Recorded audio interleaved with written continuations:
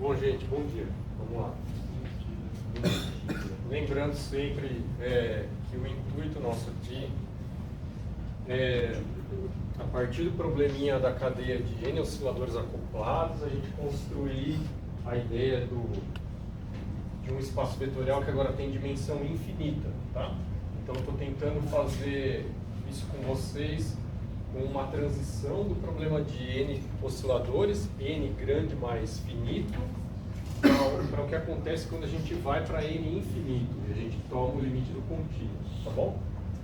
E aí, baseado nas analogias que a gente tem sobre, esses são vetores no caso de N infinito, no que isso está se transformando quando eu tomei o limite do contínuo, tá?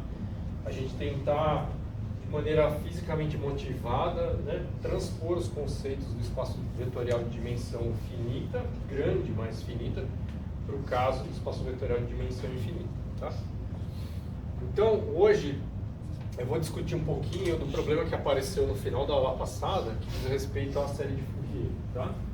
Que é o primeiro exemplo de funções especiais que a gente vê aqui, tá? Seno e cosseno são funções especiais no contexto do que a gente vai ver aqui de espaço vetorial de funções, tá? Então, tudo que a gente vai ver aqui para a série de Fourier, todas as perguntas relacionadas que a gente vai enfrentar elas hoje, que começou na atividade da aula passada, a gente tem que enfrentar essas questões também lá nos problemas onde senos e cossenos não são as funções ou as autofunções, como a gente chama assim, né? São os autovetores do problema de autovalores, tá bom? Então, a esperança aqui é que se a gente aprende bem o que acontece aqui quando seno e cosseno são as funções, autofunções, né? Na hora que a gente tiver que enfrentar funções que a gente conhece e tem menos familiaridade, como as funções de Bessel, os polinômios de Legendre, o que a gente aprendeu aqui sirva, tá? Para a gente conseguir usá-la, tá bom? Bom, então, o limite do contínuo, que é o que eu tenho discutido com vocês lá, para o problema da cadeia de osciladores, que é o limite em que a gente toma N, o número de massinhas, né, indo para infinito, a distância entre elas indo a zero e a massinha de cada uma delas indo a zero, de maneira que a densidade fica constante e que o comprimento da corda fica constante, tá? A gente viu que a equação de movimento para cada massinha na cadeia de osciladores, nesse limite ela se transforma na equação de onda, tá? Então a equação de onda na corda nada mais é do que a segunda lei de Newton para um elementinho de massa dm da sua corda, tá? E aí a gente viu que a solução geral tem essa cara aqui, tá bom? Que se você comparar com a solução geral da cadeia, do problema da cadeia, a diferença está basicamente aqui, ó. Antes a soma corria de nzinho igual a 1 até o nzão, e agora essa soma corre até infinito, tá? Porque quando a gente resolve o problema aqui de autovalores, a gente encontra infinitos autovalores nesse caso, tá? Essas funções, aliás, essa expressão aqui, eu posso abrir o cosseno aqui da soma e combinar as constantes que eu tenho livres aí no Cn e as fases, tá? De maneira a ter essas constantes aqui, AN e BN, então dá para você ver que AN é o Cn cosseno de φn, tá? E a mesma coisa você pode descobrir aqui para o Bn. E as funções aqui, o n, são as autofunções, tá? Elas são as funções associadas a esses autovalores aqui do problema da corda, tá? Essa aqui é a nossa proposta aqui de solução geral, tá? Só que tem várias sutilezas aqui, ou várias coisas para a gente se perguntar, porque isso aqui agora é uma série infinita, né? Então, a nossa intuição aqui de que isso aqui faz sentido está guiado pelo problema onde n ainda é finito. Então, a gente olha para isso aqui, n infinito, a gente fala, mas isso é só uma série agora com muitos termos, tá? Mas a hora que a gente vai para infinito aqui, de fato, a gente está criando um objeto matemático bem diferente de quando a soma vai para n muito grande, mais finito, tá? Então vão aparecer algumas sutilezas aqui que a gente vai ter, algumas perguntas, né, que a gente vai ter que atacar e vai ter que deixar mais bem definido, tá? Eu já vou falar delas daqui a pouquinho. Bom, então, deixando esses problemas ainda matemáticos de lado por um momento, a gente tem um problema prático ainda, que é o seguinte: se essa aqui é a solução geral, como eu acho essas constantes? E daí eu determino a solução geral completamente, tá? E essas constantes, elas são determinadas quando a gente vai resolver o problema de valor inicial. Então, gente, eu sei que isso dá muita confusão depois, mas percebe o seguinte, tá? Num problema de mecânica, como esse aqui, da cadeia de osciladores, eu praticamente só tenho o problema de valor inicial, tá? Para encontrar a solução geral, eu praticamente só tenho que falar para você a posição e a velocidade de cada massinha da cadeia de osciladores no instante que você falar que é o instante inicial, tá? Quando a gente toma um limite do contínuo, e agora a gente está resolvendo um problema de mecânica de um sistema contínuo, além do problema de valor inicial que continua existindo, a gente tem que resolver o problema das condições de contorno, que é o que dá os autovalores, tá? Então não confunda uma coisa com a outra, tá? Os autovalores num problema de mecânica do contínuo, ele aparece quando a gente impõe as condições de contorno, tá? Agora, ainda assim, a gente precisa resolver o problema de valor inicial, tá bom? Então, são duas coisas que fisicamente são diferentes, tá? Então, ali, quando a gente escreve a solução geral, a gente já impôs as condições de contorno, tá? Mas, enquanto a gente não especifica essas constantes, a gente ainda não resolveu o problema de valor inicial, tá bom? O problema de valor inicial aqui agora é você dar a posição e a velocidade para qualquer ponto, então x é qualquer ponto da corda, tá? Num instante que você vai chamar de inicial, tá? Repara que isso agora é uma função inteira, entendeu? Então imagina, a corda estava no repouso, por exemplo, na situação estacionária dela. Eu pego a corda e deformo, tá? Deformo e solto a corda. O que eu fiz? Eu escolhi g de x igual a zero, porque eu não estou dando velocidade para nenhum ponto da corda, mas eu escolhi deformar a corda de uma certa maneira, entendeu? A forma que eu escolhi deformar a corda tem que ser ainda consistente com as condições de contorno. Eu não posso deformar a corda de maneira que eu quebre as condições de contorno, tá? Então essas duas funções ainda tem que satisfazer as condições de contorno, mas elas são, fora essa restrição das condições de contorno, essas são funções que eu vou escolher, tá bom? Porque sou eu que estou deformando a corda no instante inicial, tá? Para uma corda, né, para o problema físico da corda, essas funções aqui não faz sentido elas serem descontínuas, certo? Porque a gente, descontínuo quer dizer que eu quebrei a corda, tá bom? Quando isso aqui tem interpretação física de fato da deformação da corda, essas funções vão ser contínuas, mas a gente vai ver que a série de Fourier em si continua valendo mesmo quando essas funções aqui são descontínuas, tá bom? Mas enfim, então o que eu quero que vocês enxerguem aqui é que eu tenho que dar a posição de cada ponto da corda. E agora eu tenho um contínuo desses pontos, tá? Então eu tenho que dar uma função inteira, tá bom? Para descrever a deformação inicial da corda. Assim como eu tenho que dar uma função inteira para descrever a velocidade de cada ponto da corda, tá? Então essas duas funções aqui, vocês têm que pensar que elas são dadas, tá bom? Eu escolhi deformar assim, eu escolhi dar essa velocidade inicial. Então F e G são dadas, tá? Obedecendo, lógico, com as condições de contorno da corda que está lá presa nos extremos, tá? Então quando eu imponho agora que eu sei a deformação inicial e a velocidade inicial, eu venho aqui e coloco t igual a zero. Você vê que t igual a zero vai zerar esse cara, por exemplo. E para a posição eu tenho essa equação aqui, tá bom? Onde a ideia é que eu conheço do lado esquerdo, eu escolhi deformar a corda dessa maneira aqui, e quem eu quero determinar são os coeficientes A, certo? Da mesma maneira, se eu tomar a derivada aqui do y, né? Esse cosseno vai virar um seno, esse seno vai se transformar num cosseno, e vai vir um ômega aqui na frente, tá certo? E a hora que eu escolher t igual a zero, vai ser esse termo que vai se anular, a derivada dele, né? E eu vou sobrar com a derivada desse termo aqui. Então a função g de x que eu escolhi, que dá a velocidade de cada ponta da corda no instante inicial, é que está escrito em termos dos coeficientes B e N, tá certo? Então você vê que essas constantes aqui, elas estão associadas os dois tipos de condição inicial que a gente dá no comecinho do problema, tá bom? Agora é aquela história, do lado esquerdo estão funções que eu conheço, do lado direito tem coeficientes que eu não conheço. A gente tem que inverter esse problema. Como é que eu acho os coeficientes em termos das funções que eu dei, tá bom? Tá?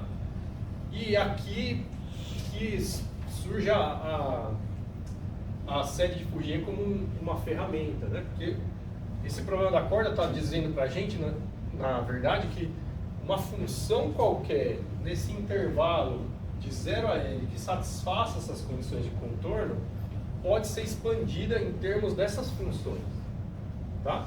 E esse é o barato da série de Fourier do ponto de vista matemático, certo? Tá? Então, se eu escolher f e g nesse intervalo 0 a L, como é que eu obtenho os coeficientes? Essa foi o problema da atividade na aula passada, tá? Então, olha aqui para mim o que a gente vai fazer, né? Na aula passada, a gente aprendeu que o produto interno, se eu tomar aquele limite do contínuo, né? O produto interno que eu tinha no espaço vetorial de dimensão finita, ele se transforma nisso aqui, ó. Esse aqui é o meu produto interno agora, tá? Onde as funções agora são vetores, tá? Você vê que eu estou somando sobre as componentes, estou encarando U e F como vetores, tá? E a hora que eu te dou um ponto, eu te dei uma componente desse vetor, tá bom? Então eu estou somando sobre as componentes desses vetores, tem esse pezinho extra aqui, tá? E esse aqui é o nosso produto interno, tá bom?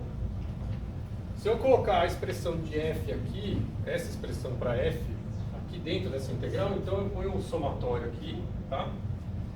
E aí eu vou fazer uma coisa que se eu tivesse na cadeia de osciladores, com n muito grande, mais finito, seria natural fazer, que é falar que eu posso trocar a ordem da integral com a soma. Se a soma estivesse correndo para um número finito de termos, grande, mais finito, integrar termo a termo não dói para ninguém, tá certo? Tá? Mas por que isso agora não é tão trivial assim? Porque na verdade é uma série, tá? E a gente precisa entender quais são as condições em que eu posso de fato fazer essa troca, né, de integrar termo a termo, quando no fundo aqui eu tenho uma série infinita, tá bom? Tá? Então vamos admitir que isso é possível, por isso que eu estou colocando a interrogação aqui, que a gente ainda não deu as condições de quando que isso é possível, mas digamos que fosse possível, inspirado pelo problema da cadeia com n muito grande e mais finito, eu troco a ordem, passo a integral para dentro da soma, e aí me aparece aqui, ó, o produto interno entre duas autofunções, e aí é álgebra linear, certo? Se isso é a minha definição de produto interno, e essas são duas autofunções ligadas a autovalores diferentes, a gente mostrou na aula passada que isso tem que ser uma delta de Kronecker, tá? Esses caras, eles são autovetores associados a autovalores diferentes, eles são ortogonais.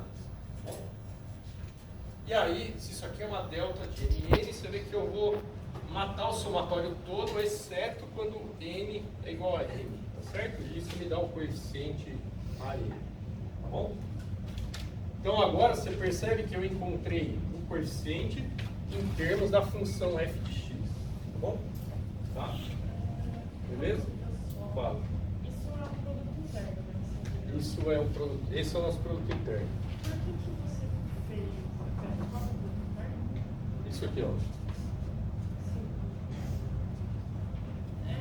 Por que você fez ele? Por que tem esse signo? Ver a aula passada. Na aula passada, quando a gente pegou o produto interno das autofunções, teve toda aquela discussão de que eu escrevia o problema de autovalores assim, ó, A menos identidade M ômega quadrado. Isso aqui era num certo U é igual a zero. Esse é o problema de meu problema de autovalores, no problema da cadeia de osciladores, tá? Quando eu tomo esse limite, o Mzinho vai para um dm. E dm é sigma dx. Então olha só o que está aparecendo aqui, sigma dx. Entendeu? E o resto é somar sobre o produto das componentes. Lembra, antes na cadeia de osciladores, não era um mu de x, era um mu de j. O de j corria nos inteiros, né? Quando eu tomei o limite agora de n infinito, tomei esse limite do contínuo, aquele u de j virou um mu de x, onde x corre nos reais agora, certo? Tá? Então isso aqui é a soma, a integral é uma soma. É a soma do produto das componentes, só que tem um pezinho aqui que veio dessa história aqui, tá bom?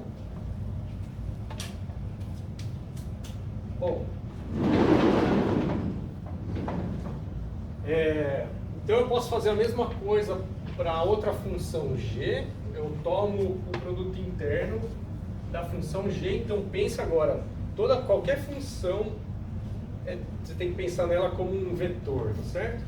Então você vê que isso aqui é uma projeção. Eu estou projetando g na direção dessa autofunção, certo? Tá? Então isso aqui é meu produto interno, que significa projetar g nesse cara aqui, né? E aí de novo eu coloco a expressão para g aqui dentro. E aí eu admito que eu posso trocar a ordem da soma para a integral. Vai aparecer o produto interno aqui. E eu acho o coeficiente B agora em termos da g, tá bom? Então isso aqui é o grande barato da ferramenta que a gente acabou de construir. Se você me der as condições iniciais, eu encontro os coeficientes, tá bom? Admitindo que a troca somatória integral é possível, é uma operação permitida mesmo quando eu tenho a série infinita, tá bom? Professor, no caso quando a gente tinha lá o U de J, UJN, e ele era um autovetor, aí a gente tomou o limite e ele virou uma autofunção. Virou uma autofunção.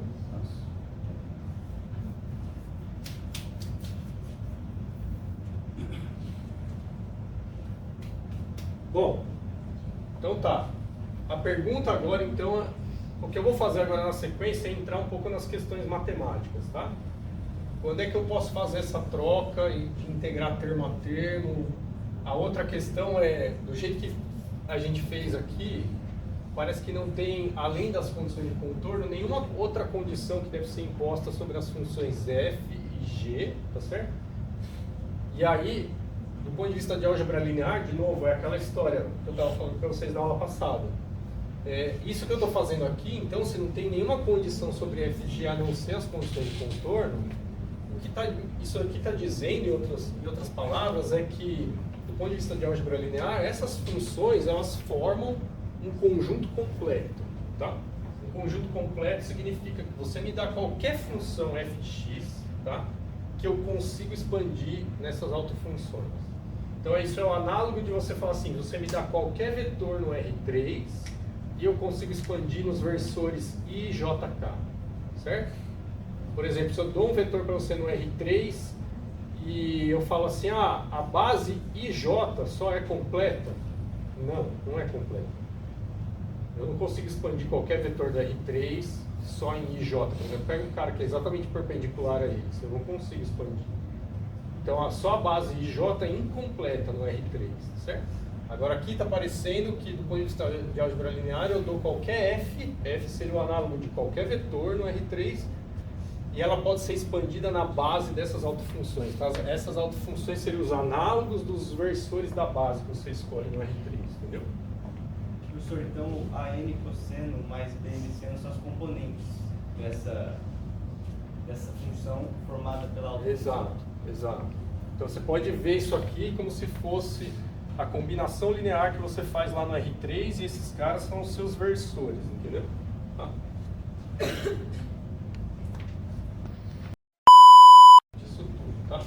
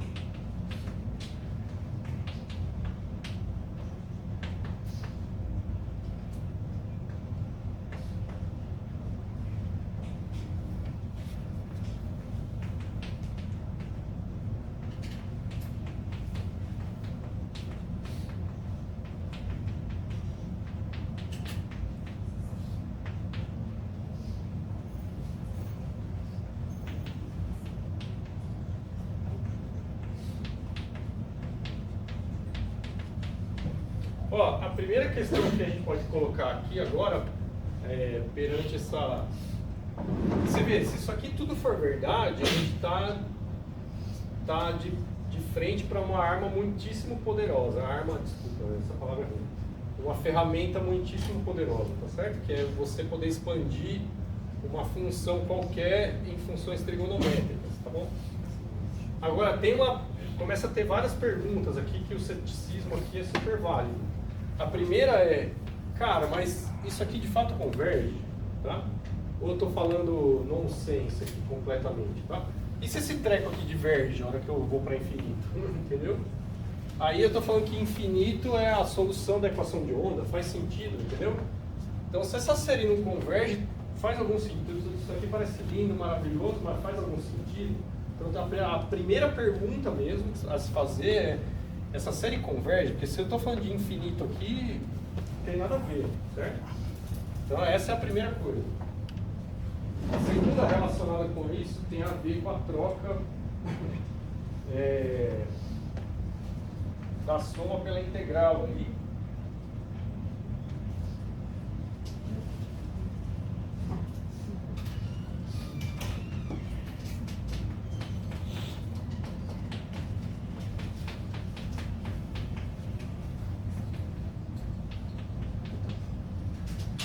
A gente substitui, deixa eu dar um número para essa equação aqui. Repara como vão aparecendo problemas, tá? Ó, se eu substituo essa expressão aqui, essa aqui é a minha solução geral. Então eu vou ver se ela satisfaz a equação de onda. Então eu pego isso aqui e coloco aqui. E aí eu admito que o sinal da derivada pode entrar aqui no somatório, tá? De novo, não é mais trivial fazer essa troca, porque é uma somatória infinita, tá certo? Somar até infinito é muitíssimo diferente do que somar até um n muito grande, tá certo? Imagina que eu posso fazer a troca, tá? A hora que eu vier com essa derivada temporal aqui, por exemplo, tá? Eu vou derivar esse termo e esse termo, tá vendo? Vai vir um ômega n na frente aqui, tá? A hora que eu fizer a derivada espacial, eu vou derivar esse cara, vai sair um n na frente, tá? Então eu vou piorar a convergência da série, concorda comigo? Porque eu estou colocando um cara que cresce até infinito na frente dos coeficientes aqui, tá?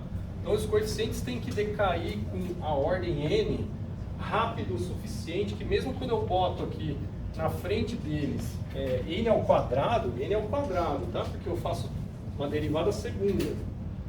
Mesmo que eu coloque n ao quadrado aqui, o resultado continua finito, tá bom? Você tá com a cara assim de não entendi. Então, eu tô agora sendo o cara mais cético do mundo, tá?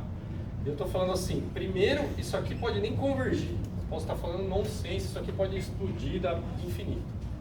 Para piorar, se eu vier com isso aqui, colocar aqui dentro da equação de onda para ver se é de fato solução, eu vou ter que admitir que eu posso fazer a derivada entrar aqui dentro, trocar o sinal da derivada para o sinal da soma. E a hora que eu tomar as derivadas, seja temporal, seja espacial, são derivadas segundas. Por exemplo, a derivada temporal vai fazer o ômega n sair duas vezes aqui. A derivada espacial vai vir aqui e vai fazer o kn sair duas vezes. Então eu vou ter aqui na frente desse treco aqui, multiplicando os coeficientes, eu vou ter n ao quadrado, tá certo? E para isso convergir, os coeficientes a n, bn tem que decair com n mais rápido do que n quadrado cresce. Caso contrário, isso aqui diverge, a derivada disso aqui diverge, tá certo? Tá? E aí se faz algum sentido falar que eu vou ter do lado esquerdo infinito igual a zero. Faz sentido? Não faz nenhum sentido, entendeu? Tá? Então percebe como as questões de convergência começam a ficar delicadas aqui, tá? Então substituir essa solução geral em 1, ela gera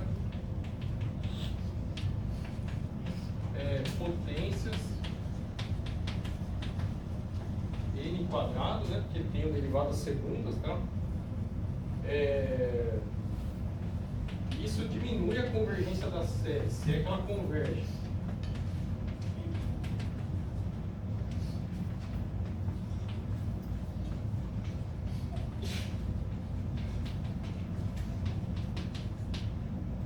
Então, se isso aqui convergir de maneira muito fraquinha, é possível que na hora que eu tomo as derivadas eu ainda destruo toda a convergência, tá? Então essa seria a segunda pergunta relacionada. E a última... Ó, antes de eu apagar o aviso, gente, não esquece que as listas para vocês já estão no Classroom, tá certo? Tá? Todas elas.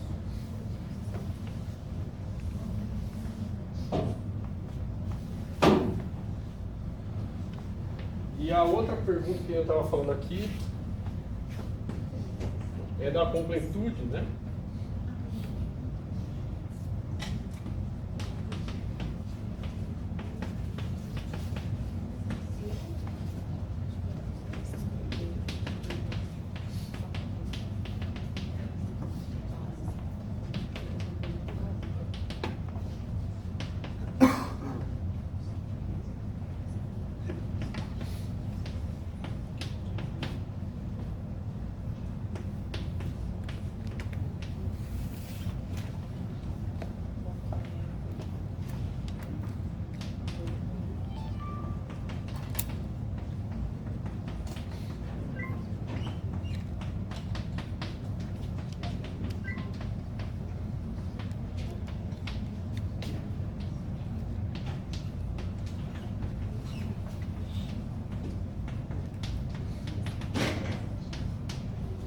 Então essas daqui são as perguntas, tá, gente? Bom, essa da completude em especial é muito mais sutil, tá? Porque ele tenta lembrar como é que você faria se você tivesse um espaço vetorial de dimensão finita, como é que você faria para julgar se um certo conjunto de autovetores forma um conjunto completo ou não, tá? Se você pensar por uns 2 minutinhos como é que você transporia isso para cá, não é tão assim simples, embora seja possível, tá? Então, assim, essas perguntas abriram várias questões logo depois do que o Fourier fez, né? E foi assunto de pesquisa por muitos anos e ainda é. Várias das questões da convergência da série de Fourier ainda são assunto atual em matemática, tá? A gente está aqui na posição de usuários da série de Fourier. Então, embora seja super interessante, eu vou aqui só dar os resultados para vocês, tá? Os teoremas que a gente precisa para garantir que tudo que a gente está fazendo aqui é válido e em alguns deles a gente vai colocar um pouco a mão mais, tá?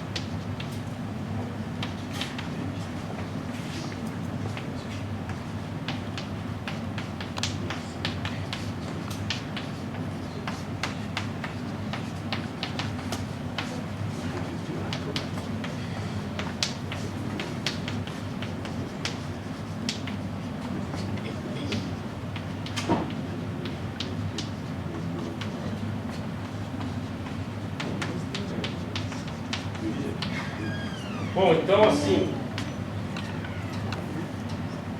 esse teoreminha 1, que está na maior parte dos livros, vocês podem encontrar lá, ele diz que estamos no céu, tá certo? Em resumo, estamos no céu. Ele está falando assim, olha, se você pegar uma função f de x, que pode ser até contínua por partes, quer dizer, ela pode ter pontos de descontinuidade, tá? E pode, inclusive, o número de descontinuidades que ela tem pode ser até enumerável, né? Não precisa nem ser finito igual a tanto, tá? Pode ser um número de pontos enumerável no intervalo 0 a L.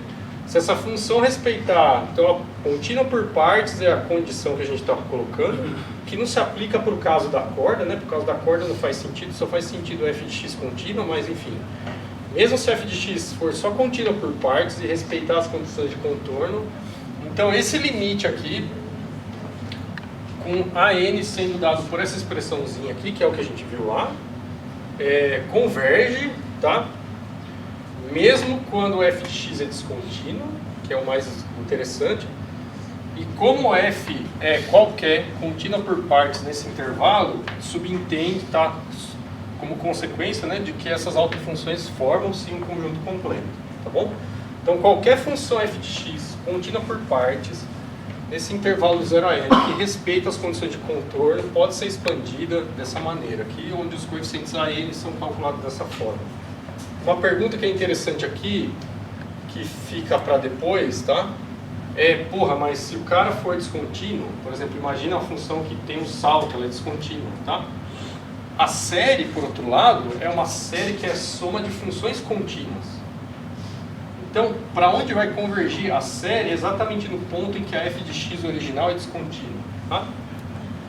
Então, dá para mostrar que a série em si converge para o ponto médio. Aqui, médio que seria se a f sai dessa altura e vem para essa, tá? Que a série de Fourier converge para o ponto médio desses dois valorzinhos, tá bom? Na descontinuidade, tá bom?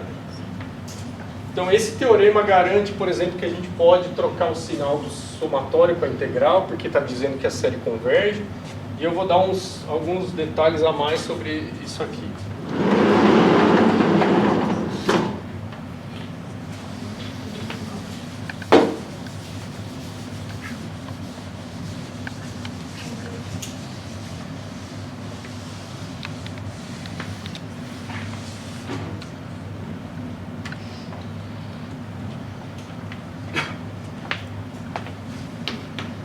Vou começar com a noção de completude, tá?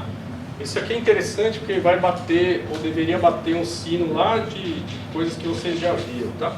Como é que a gente constrói a noção de completude quando os vetores são funções, tá? Então,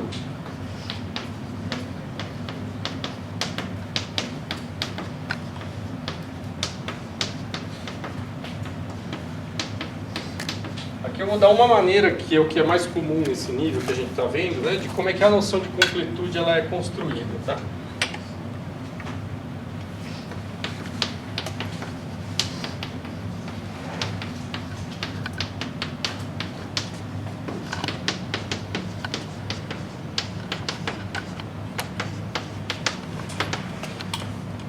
A gente constrói uma quantidade aqui que eu vou chamar de delta subíndice n, que ela é definida da seguinte maneira aqui, a integral de 0 a L dx sigma, e aí olha que eu vou colocar aqui como integrando, tá? A própria f de x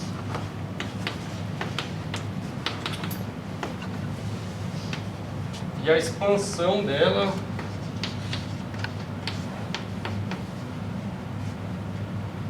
em termos das autofunções do probleminha aqui da corda, tá?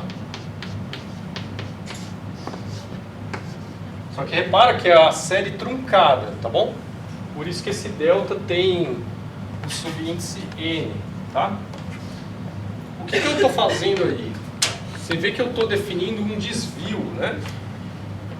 Eu estou pegando a série que seria truncada, numa certa ordem nzão, né? E eu estou me perguntando aqui, esse integrando aqui, ele é o desvio dessa série truncada em relação à própria função f de x, tá bom? Se a série de fato convergir para f de x, a hora que eu tomar o limite de n indo para infinito, o que tem que dar esse desvio? Zero, entendeu? Então isso aqui é construído no mesmo espírito lá do mínimos quadrados que a gente faz lá em laboratório de física 1. Quando você tem os pontos experimentais e você tem que ajustar uma reta, tá? Então é o mesmo tipo de desvio que a gente tem lá, tá? E o que eu estou falando é que a soma dos desvios a cada ponto, né? Ela tem que ir a zero, tá certo? O que eu estou falando, eu estou construindo, o meu desvio é a integral de todos os desvios, tá bom? Fala.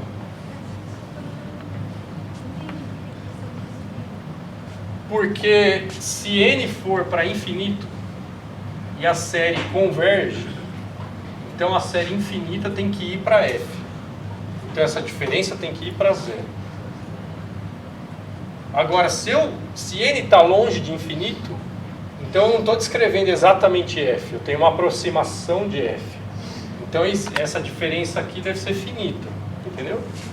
Só que eu espero que, se a série infinita de fato for descrever f, que a hora que eu tome o limite de n indo para infinito, o desvio dê zero, porque isso vai convergir para isso. Tá bom? Então, é a partir dessa noção do desvio, tá?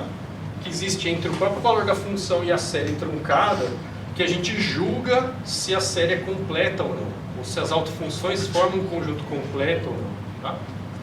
Porque se elas, e a função f aqui é qualquer segundo aquelas condições, se a série infinita não convergir para f, então significa que tem uma f que não pode ser expandida nessas autofunções, entendeu? Então é por isso que o desvio mede a completude das autofunções, tá? Então isso aqui é maior ou igual a zero, lembrando. Então, se eu vou colocar aqui essa notação aqui, que seria do conjunto, para falar do conjunto de todas as autofunções, tá? Então, se o conjunto de todas as autofunções UN formam um conjunto completo,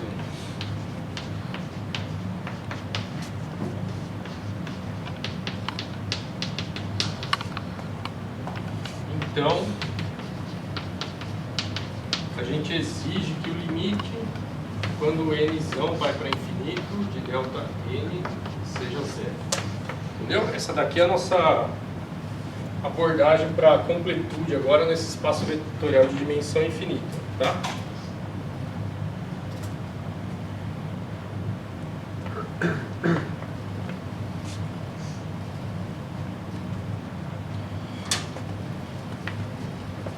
Então eu vou falar disso aqui um pouquinho mais daqui a pouco. Deixa eu colocar o teorema 2 agora aqui, que é sobre a convergência, tá?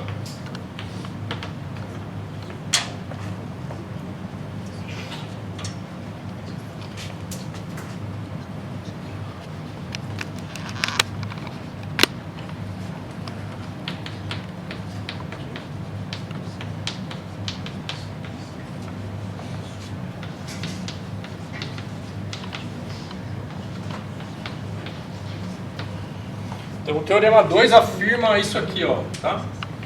Que se eu pegar o coeficiente AN, que está aqui na expansão, e multiplicar para n quadrado por n quadrado, quando eu tomar o limite de n indo para infinito, isso aqui fica limitado, certo? Tá?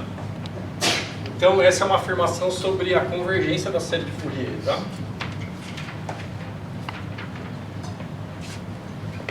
Então deixa eu escrever aqui uns comentários.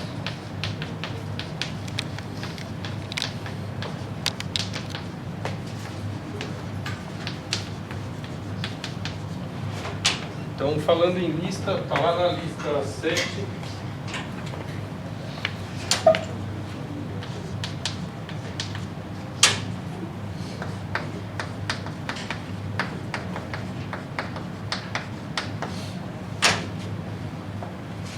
Lá na lista 7, vocês vão poder colocar um pouco a mão na massa desse teorema e mostrar que esse cara aqui, quando n vai para infinito,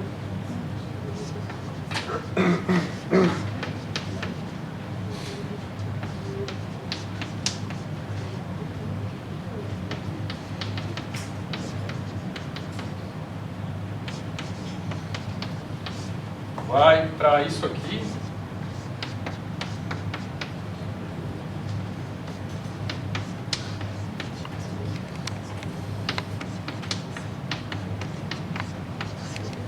Isso aqui é para um caso, tá? Isso aqui se f de x for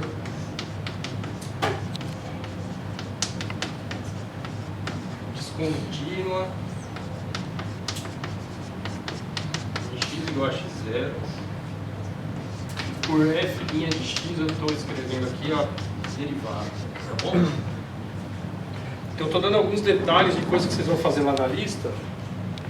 E aqui vocês veem que interessante que é que aqui o resultado contempla o caso em que a f pode ter um ponto de descontinuidade exatamente no ponto x igual a 0, tá? E aí, esse produto aqui, n quadrado por an, quando n vai para infinito, ele fica finito e ele tem a ver com o tamanho do salto, né, da derivada no ponto em que f de x é descontínua. E aí você já vê que se f for contínua, isso aqui vai nisso, que, professor, o que é o epsilon? É que a gente precisa, imagina, se você tem x aqui, x0 é o ponto de descontinuidade. Por exemplo, a f vem assim, chega aqui, ela vem para cá, por exemplo, tá bom? Então, esse mais epsilon é você vir um pouquinho para cá, menos epsilon, então aqui seria o x0 mais epsilon, aqui seria o x0 menos epsilon, tá? Então, esse epsilonzinho ele vai a 0, significa tomar o limite pela esquerda e tomar o limite pela direita, tá bom? Que não vão bater nesse caso aqui. Mas se você vê que se f for contínua em todos os pontos, isso aqui é por causa que ela tenha um ponto de descontinuidade. Se for contínua em todos os pontos, isso aqui vai dar 0, e aí você ainda por cima mostra que n quadrado vezes a n vai a 0 quando n vai a infinito, tá certo? Para mostrar que a série de Fourier de fato converge, tá?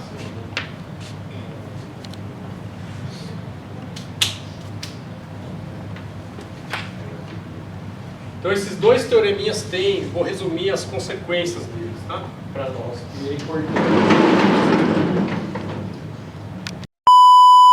Então esses teoremas basicamente permitem que a gente faça as manipulações que a gente faz na série de Fourier, tá?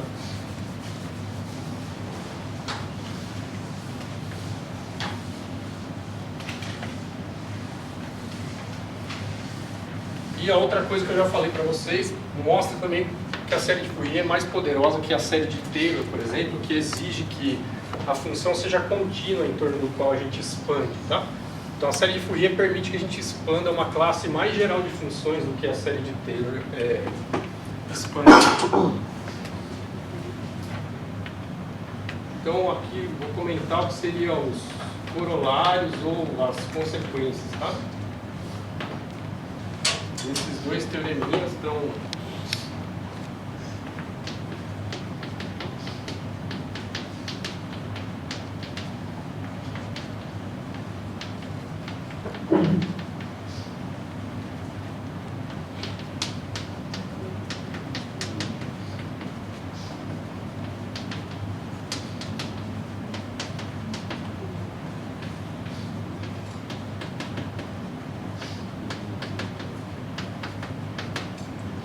Então, com um pouquinho mais de detalhe, você mostra que a série de Fourier converge uniformemente, tá? Logo,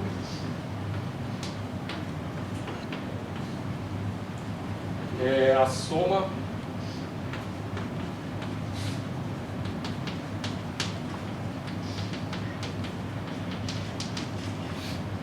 da série que eu estou falando aqui sempre infinito, né?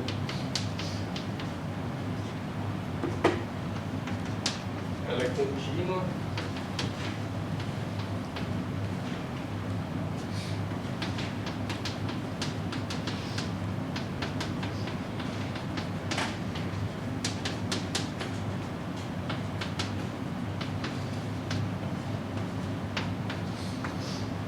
Então isso garante que quando eu somo a série infinita, de fato, olha só aqui, várias coisas importantes aqui. Eu posso pegar uma função que é descontínua, que é contínua por partes. A série de Fourier vai ser uma versão contínua dessa função, então ela não vai ter descontinuidades, tá? E ela vai ser idêntica à função f de x, exceto nos pontos de descontinuidade.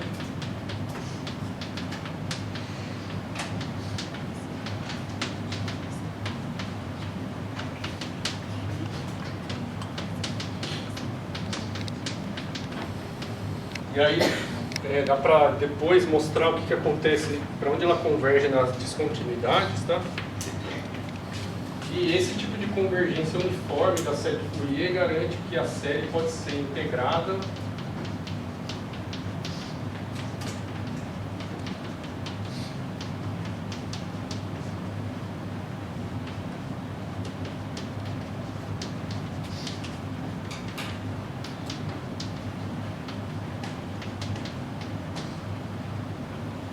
termo a termo, que é o que a gente fez, tá?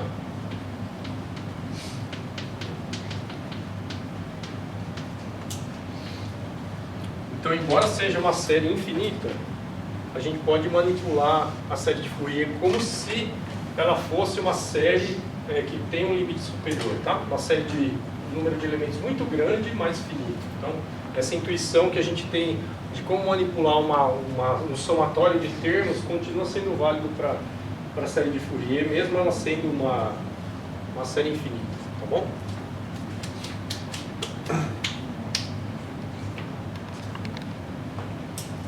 Então, mais detalhes sobre essas questões da convergência e dos desvios aqui estão lá na lista 7, tá bom?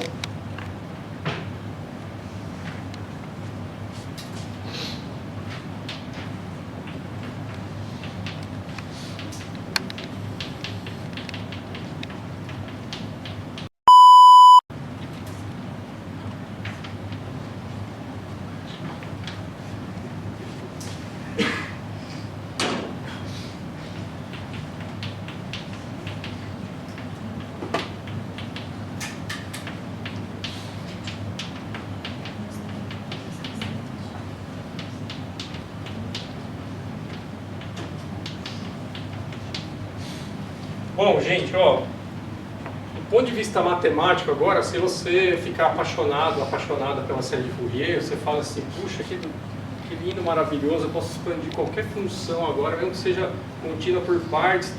Você bate o olho aqui e fala, mas assim, será que dava para ser um intervalo diferente? Porque eu não gosto muito de 0 até L. Por exemplo, eu preferia que fosse um intervalo mais bonitinho, mais simétrico, por exemplo, de menos 0 a L. Então, tem várias maneiras de... Agora, do ponto de vista matemático, a gente está se desprendendo do problema da corda em si, né? Tem várias maneiras de você reformular a série de Fourier para que ela funcione em outros tipos de intervalo, tá? Eu não vou falar de tudo isso aqui agora, porque ficou dedicado uma outra aula para isso, tá? E o que eu vou fazer é, ainda usando o problema da corda, tá? Mostrando como é que fica a série de Fourier na sua versão complexa, que às vezes aparece, tá? E mostrar para vocês como é que dentro do contexto do problema da corda está ligado com você mudar as condições de contorno e pegar um outro tipo de condição de contorno bastante comum, que são as condições de contorno periódicas, tá bom?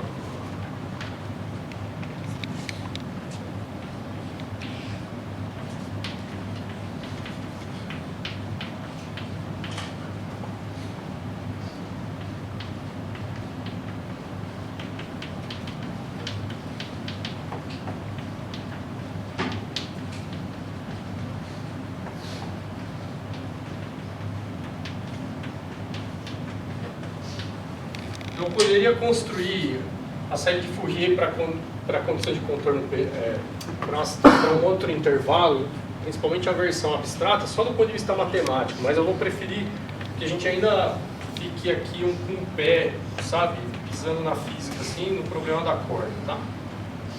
Para quem quiser, o capítulo, por exemplo, do Arfken também, mas do Arfken e do Buchmann, que são dois livros que têm capítulos exclusivos para a série de Fourier, eles são capítulos bastante autocontidos, tá? Dá para você entrar lá e ver praticamente tudo sobre a série de Fourier só naquele capítulo ali, tá bom? Então, como é que ela aparece, a série de Fourier complexa aparece no problema da corda, tá? Imagina que eu pego a corda agora e eu vou considerar condições de contorno periódicas, tá? eu vou aumentar um pouquinho o tamanho da minha corda, eu vou falar que ela tem comprimento agora Lzão, maiúsculo, que é 2 vezes o comprimento Lzinho, tá?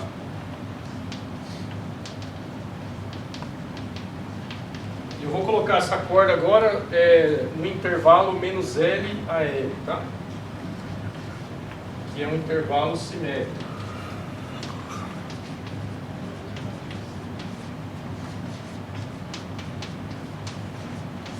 Por que querer colocar funções no intervalo simétrico? É que quando a gente está com intervalos simétricos em torno da origem, conceitos como paridade aparecem, tá? Então você pode falar de coisas como a função é par, a função é ímpar, que muitas vezes tem uma série de aplicações ou utilidades, tá? Então, quando a gente vai para um intervalo simétrico, a gente pode definir as funções em classes, né? Como tendo paridade definida, ímpar ou par, ou como não tendo paridade definida, tá? Então tem um pouco essa motivação também, tá?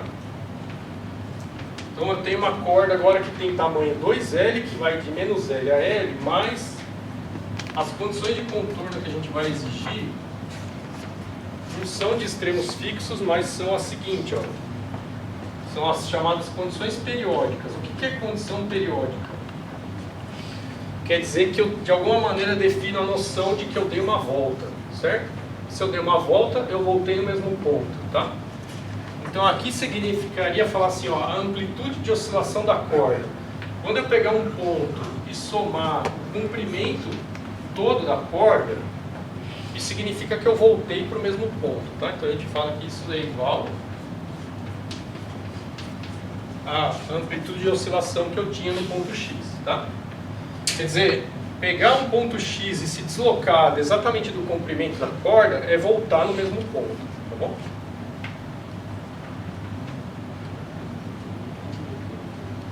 Isso aqui implica que a nossa proposta de solução lá, que era de modos coletivos, que era assim, né? C, U de X, cosseno ômega t mais π. Como eu exijo que isso aqui aconteça para qualquer t, percebe que é para qualquer t, então isso impõe condições sobre a U, né? Então significa que a U de X mais L tem que ser igual a U de X, tá bom?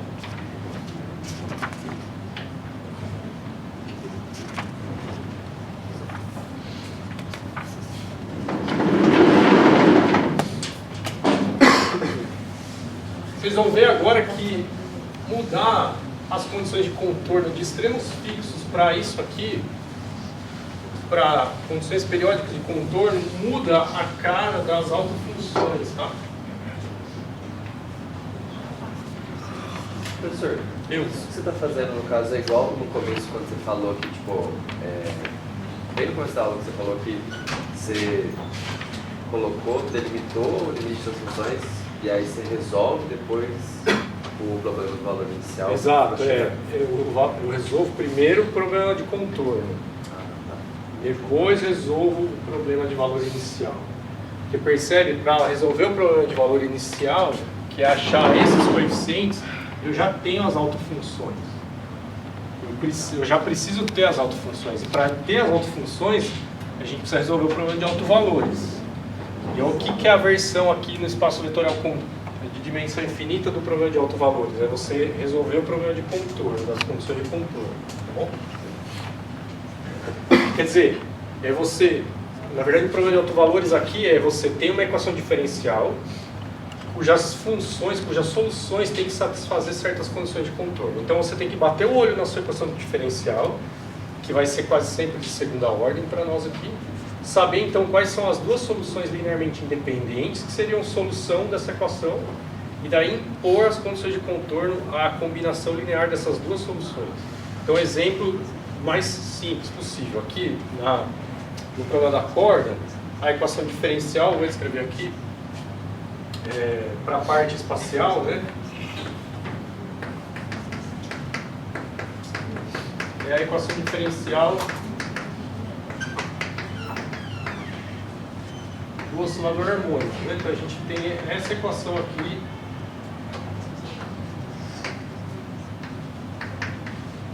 que é a nossa equação diferencial, tá? Essa equação aqui a gente sabe quais são as duas soluções linearmente independentes. É o cosseno e o seno, certo? Então eu escrevo aqui A cosseno kx mais B seno de kx. Isso é parte da solução do problema de autovalores, né? Agora eu venho e imponho as condições de contorno. O que a gente fez antes? A gente falava assim, a condição de contorno é extremo fixo. Significa que esse cara tem que zerar em x igual a 0 e em x igual a 0, em x igual a L. Então você vê daqui porque que só o seno sobreviveu, tá? Porque em x igual a 0, o cosseno me dá 1. E aí eu tenho que zerar o coeficiente A. Significa que o cosseno vai embora em condições de contorno de extremos fixos. Mas agora eu estou com condições de contorno periódicas. E aí agora você vai ver que o cosseno vai ficar aqui. Tá bom? Então isso é resolver o problema de autovalores e achar as autofunções, tá? Professor, desculpa, mais uma dúvida. No caso, você pegou a equação do oscilador harmônico, por quê? Porque essa é a parte espacial da equação de onda que a gente está resolvendo. Então quando você pega a equação de onda e coloca como proposta de solução essa daqui, que são lá os modos coletivos de oscilação, a equação de onda se reduz a essa equação aqui, que é só a parte espacial, tá bom? Legal. Então, gente, ó, aqui agora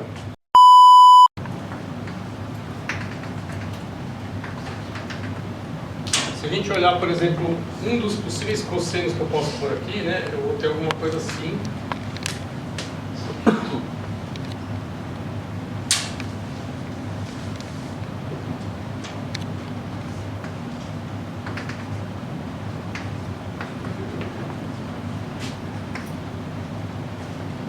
É uma função par, tá? Então aqui u de menos x é igual a u de x. Isso aqui é uma função par, tá? E aí, ó, veja aqui comigo. Antes, se eu tivesse pego essa corda que agora tem comprimento Lzão maiúsculo, e eu exigisse que ela satisfizesse condições de contorno de extremos fixos, tá? Percebe que o cosseno aqui, que são as funções pares, não tem como satisfazer, tá? Porque aqui não é zero, ao passo que no seno é zero, certo? Então foi por isso que lá, em condições de contorno de extremos fixos, esses caras aqui a gente jogou fora e a gente ficou só com esses. As condições de contorno exigiam isso, tá? Agora, percebe que com condições periódicas de contorno eu posso ter tanto isso quanto isso. Porque o que eu preciso é que o ponto aqui seja igual aliás, o valor aqui seja igual ao valor aqui, que acontece com esse caso também, ó, o valor aqui é igual ao valor aqui, tá? Então, condições periódicas de contorno, tanto essas funções quanto essas satisfazem, tá certo? Então a gente vai ficar com essa combinação linear aqui, a gente não vai anular esse coeficiente e jogar fora esse termo aqui, tá bom?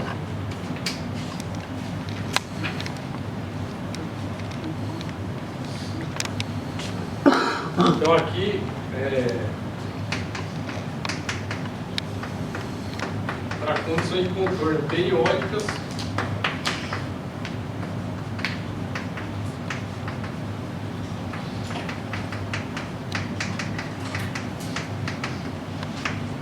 os dois tipos de função satisfazem, tá? E aí, para levar isso em conta, eu vou então escrever a minha autofunção agora assim, ó. Vou escrever ela com uma amplitude e uma exponencial complexa, porque a exponencial contém tanto o seno quanto o cosseno. Bom, então essa própria exponencial aqui complexa, ela é uma combinação linear, né, disso aqui. E aí agora eu vou impor que isso satisfaça condições periódicas.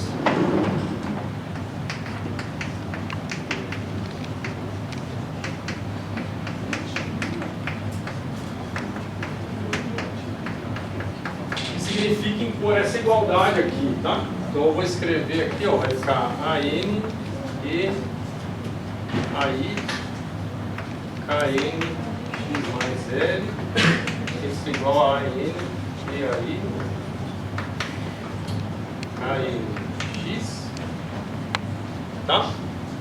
Aí você vê que o cara que tem o X aqui vai embora, o AN vai embora, e a condição que me dá os autovalores agora é que E aí, KN, L, seja igual, tá? Essa é a nossa... Estou resolvendo o problema de autovalores, tá? Aqui para condições periódicas de contorno, tá? Então, quando é que a exponencial complexa vai dar 1? Bom, lembra que a exponencial complexa é cosseno mais I seno, tá?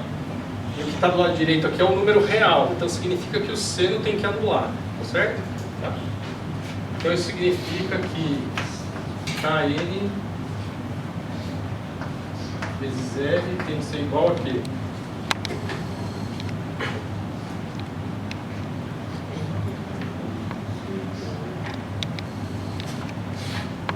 Eu tenho que anular o seno, eu tenho que fazer o cosseno dar 1, não menos 1, tá bom? Essas duas coisas simultaneamente. Eu tenho que zerar o seno e o cosseno tem que dar 1. Então eu preciso ter múltiplos de quê? Exatamente. Tá? Então aqui estão os meus autovalores agora. Os valores possíveis do K são aqueles que me dão 2π sobre Lzão vezes N. N igual a 0 agora, eu posso ter. E eu posso ter valores negativos aqui, mais ou menos 1, mais ou menos 2, mais ou menos. E assim vai.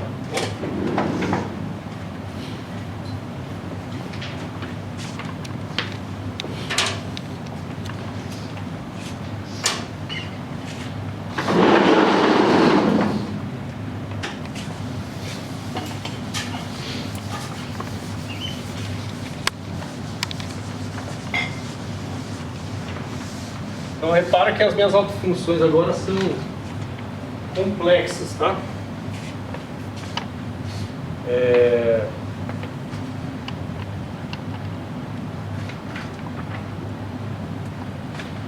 E agora então a gente vai ter que agora isso aqui, veja só, eu inventei autofunções complexas, tá?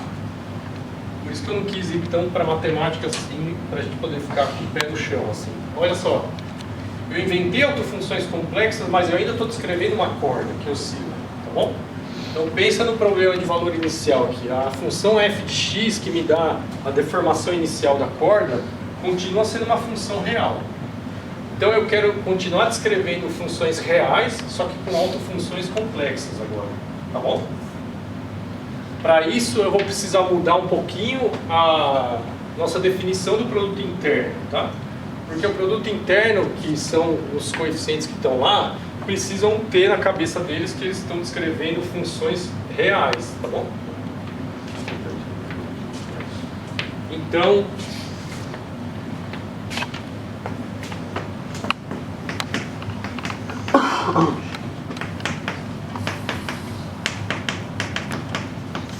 se você for lá para o espaço vetorial de dimensão finita,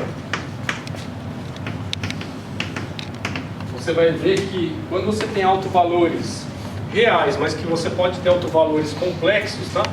O produto interno agora passa a ser assim, você toma um produto escalar com o complexo conjugado do vetor que vem da esquerda com o vetor que está à direita, tá certo? Então você além de tomar o produto escalar, você conjuga, né? Faz o complexo conjugado do cara que está vindo da esquerda, né? Que seria o vetor linha, tá? Então o nosso produto interno fica assim. Agora, outra coisa que muda agora é o intervalo, tá vendo? O produto interno ele carrega a informação de em que intervalo de valores de x as nossas funções vão existir. Agora é de menos L a L, dx sigma. E agora eu coloco uma autofunção aqui e eu faço o complexo conjugado dela com a outra autofunção. Isso aqui, por álgebra linear, se esses caras são autofunções, isso é meu produto interno, isso tem que ser uma delta. Isso implica então que quando eu coloco a mesma autofunção aqui, isso tem que estar normalizado, né?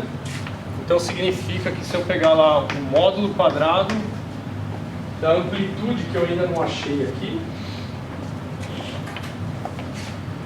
Integral de menos L. Quer dizer, deixa eu fazer com mais calma. Então, se eu tomar o produto interno de uma autofunção com ela mesma, né?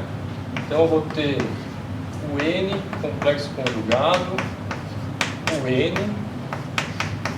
Isso aqui é o módulo quadrado do N. Então, isso vai dar o módulo quadrado do AN integral de menos L até L dx sigma. E como é uma exponencial complexa, o módulo quadrado desse cara é 1, né? Então, essa aqui é a integral que eu tenho que fazer. Isso aqui tem que ser 1. Então, daqui sai que o módulo do meu AN tem que ser sigma vezes L, porque vai sair um 2Lzinho aqui, que é o Lzão, tá? Elevado a menos meio. Então, essa daqui é a minha constante de normalização, tá bom? Então, o que mudou no meu produto interno? Mudou que eu tenho que tomar o complexo conjugado e mudou aqui os limites de integração, tá? Então, nessa realidade nossa de espaço vetorial de funções, a gente tem que sempre saber em que intervalo de valores de x a função está definida, tá bom? Isso é crucial para fazer tudo que a gente está fazendo aqui, inclusive o produto interno, tá? E aí agora a gente pode escrever a solução geral do problema da corda nessas condições.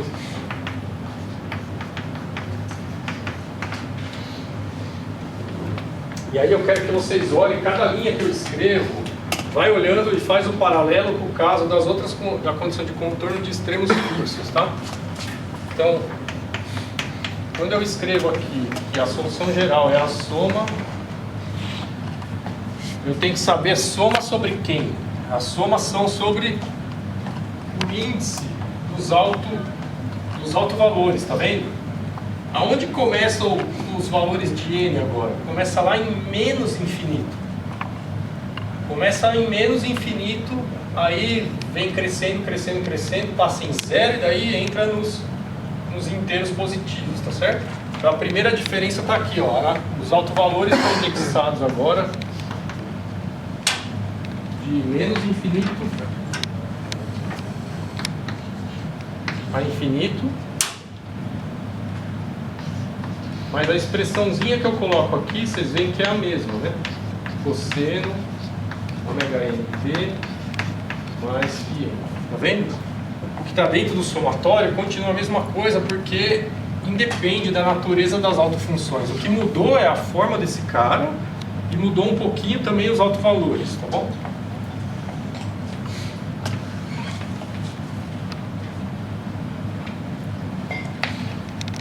Aí eu posso abrir isso aqui no cosseno da soma, e aí eu posso escrever para vocês isso aqui, ó.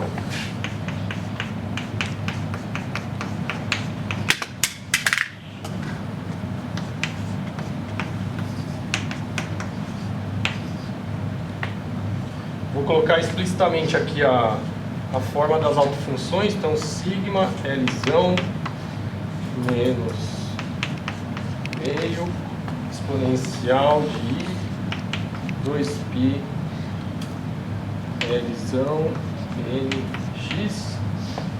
E aí eu abri o cosseno da soma, então dá AN cosseno ômega n t mais dn seno t, tá? E aí agora vem o problema de valor inicial. Então, se eu tiver y de x não tem igual a zero, for uma função f de x, lembrando que essa f de x é real, porque a gente está descrevendo uma corda, né? Então você vê que a hora que eu zero aqui, coloco t igual a zero, sobrevive só esse cara. E agora a expansão da minha função f de x, ela fica assim agora.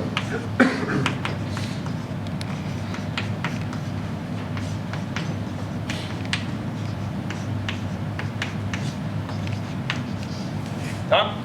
Então tá vendo que o que mudou? Mudou essencialmente a cara da autofunção e os valores possíveis do índice dos autovalores. Tá? Agora, se eu quiser inverter esse problema, que é o probleminha da atividade, como é que a gente faz aqui de cabeça? Tá? Ficar pelo complexo conjugado integrado. Exatamente. Então eu venho com o complexo conjugado agora aqui, à esquerda, e aí eu integro menos L a L, tá bom? Estamos num intervalo simétrico agora, tá? Então esse coeficiente aqui, AN, ele é igual a integral de menos L até L, dx, sigma, e agora eu venho com essa autofunção, tá certo? Aliás, complexo conjugado. Então tem um sigma, Lzão, E a menos I, 2π Lzão, N, x, e aqui vai estar a minha função f de x, tá bom? Então continua sendo esse cara aqui, é o meu UN de x, só que agora como elas são complexas, complexo conjugado. Então a hora que eu projetar, quando minhas autofunções são complexas, e esse não é o único problema em que aparecem autofunções complexas, tá? Eu tenho que lembrar de, na hora de projetar, tomar o complexo conjugado, tá bom? E aí, aquilo que eu estava falando para vocês, como o f de x é real, né, isso faz com que o AN, aliás, o A, para o valor menos N, seja o complexo conjugado do A no valor N, tá? Então, isso, se você olhar para essa expressão e pensar um pouquinho, você vai ver que é verdade, tá? Por quê? Porque, ó, se eu vier aqui e tomar o complexo conjugado, qual que é a única coisa aqui que é complexa? Só esse cara aqui, certo? Tomar o complexo conjugado dele é trocar esse sinal. Mas trocar esse sinal significa que eu estou lidando com a função, o complexo conjugado de U menos N, certo? Então, porque f de x é real, os coeficientes da parte negativa do somatório aqui estão relacionados com os coeficientes da parte positiva dessa maneira, tá bom? Tá? Um camarada diferente do que a gente viu na outra condição de contorno é o A0, né? Na outra condições de contorno de extremos fixos não tinha o n igual a 0, você vê que n igual a 0 é matar aqui a exponencial, ela vai para 1, né? E o coeficiente A0 é basicamente a integral de f de x no intervalo, tá bom? Então essa é a versão, essa daqui é a versão complexa da série de Fourier, motivado pelo problema da corda com condições periódicas de contorno, tá bom? Professor, Oi? aí o CN sumiu por quê? Por causa daquela história lá de fazer o cosseno da soma, tá? Eu abro esse cara aqui, ele fica cosseno ômega nt, cosseno n menos seno ômega n, seno φ, certo? Aí eu junto Cn com cosseno, defino o AN.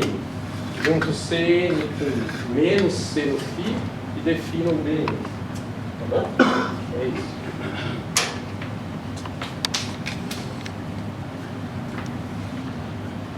É isso, gente. Professor, o f de x, ele é aquela somatória de 1 infinito a infinito, o termo ali dentro, certo? Aí você fala que para eu achar, ele é proporcional porque ele está multiplicando por AN. Proporcional àquele somatório porque... Não, ele não é proporcional, ele é exatamente. O AN está dentro do somatório, tá vendo? Porque o somatório está correndo no índice N e o A depende do índice N. Então cada termo do somatório vai ter um AN diferente, entendeu? O que eu... Aí, para eu achar cada AN, eu tenho que fazer o produto interno de f de x.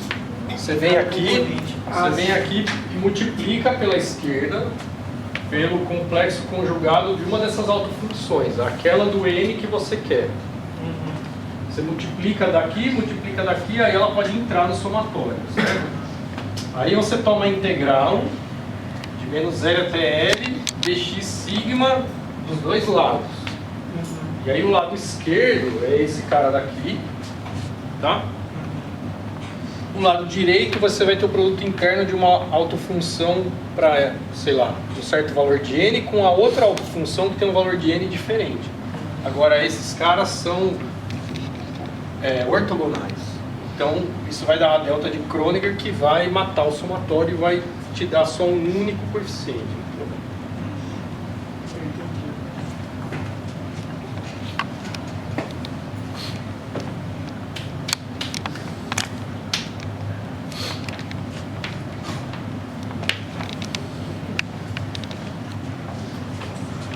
Perguntas? Professor, eu não sei se faz sentido pensar assim, mas, por exemplo, a gente vai ter o autovetor, só que quando a gente quer achar o A, a gente vai precisar fazer essa projeção na F. Isso. Só que a F depende do A, Não. ou não? Não, então, calma. Do A é I. Veja assim, ó. Esse é o cara em geral que a gente conhece. Tá? Então o problema, via de regra, é dado um F, encontra para mim os A's. Entendeu? Tá? Aqui em especial, na aplicação disso ao problema da corda, é aquilo que eu estou falando. Isso aqui é a condição inicial da corda, entendeu? É a deformação que ela tem em T igual a zero. Você imagina que você pega a corda do violão lá, você deforma de um certo jeito e essa é a sua condição inicial, entendeu? Então você escolheu deformar daquele jeito. Então f de x é conhecido, tá? E o problema daí é encontrar o AE. Tá? Pessoal, só para definir em palavras, o produto interno ali, eu estou falando que eu estou fazendo o produto interno da f de x com uma das componentes dela, na própria f de x. Você poderia pensar assim, se f pode ser expandido nessas autofunções, eu estou projetando exatamente em uma das direções que está dentro da combinação linear. Aliás, isso aqui é a combinação linear, tá vendo? Depois que o senhor explicou, o AN está dentro do somatório, então existem infinitos ANs. Aí eu entendi melhor, porque antes eu falei, eu estou multiplicando f de x por ela mesma? Não, eu estou multiplicando por uma das componentes dela. Por uma das componentes, Uhum. É exatamente a ideia do R3. Você tem um vetor qualquer. Eu quero a componente x. O que você faz? Você toma o produto interno com o versor na direção x. É igualzinho, tá vendo? A gente só estendeu isso para o contínuo. Tá? Tudo bem, só parece que é só, né? Nem doeu, mas eu sei que doeu. Mas a analogia continua. Você vê que é álgebra linear, continua sendo álgebra linear, por outro lado. É dimensão infinita, mas continua sendo álgebra linear, entendeu? Aí no caso dos complexos, a gente só definiu o conjugado justamente para a gente. É uma ferramenta para a gente tirar sempre o número real. Olha aqui, por exemplo, a normalização, né? Se eu não tomo o complexo conjugado aqui, não tem como exigir que isso seja 1, que é um número real, entendeu? Então meu produto interno tem que ter essa conjugação aqui, para que, por exemplo, a normalização seja um número real, entendeu? Esse é um dos motivos, né? Outro motivo é que eu estou querendo descrever funções reais, né? O que mais? Eu ia perguntar justamente o conjugado no produto interno anterior era transposto. Então, o senhor colocou o conjugado nessa definição de produto interno por causa da normalização. Não, calma. Meio que a operação de transposição já está aqui. É que a gente não está enxergando por causa da notação, tá? Isso aqui, deixa eu rascunhar em algum lugar. Peraí.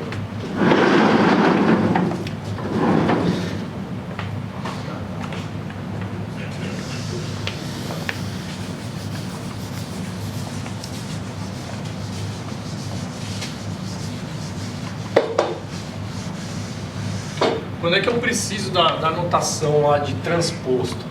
É quando eu tenho essa notação aqui para um vetor, tá bom? E eu quero usar a notação matricial para isso. Caso contrário, eu não preciso falar nada de transposto. Então, por exemplo, isso aqui, escalar, sei lá, isso aqui, eu escrevo lá soma sobre J, o J, F de J. Então percebe, se eu estou olhando direto para cá, eu não, a operação de transposição já foi, entendeu?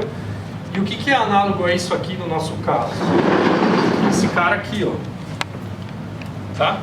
Então isso aqui é o análogo disso aqui. É só colocar o N,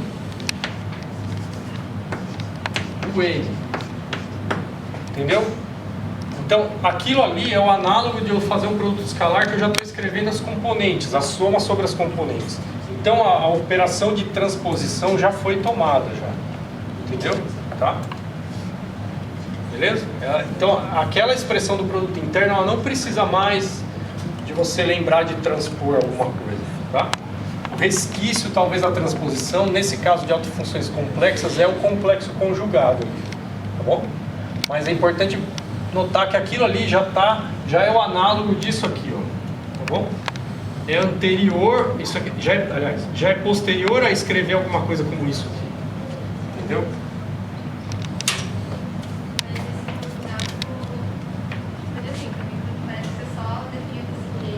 Eu defini, mas eu defini desse jeito não porque existiria outra possibilidade.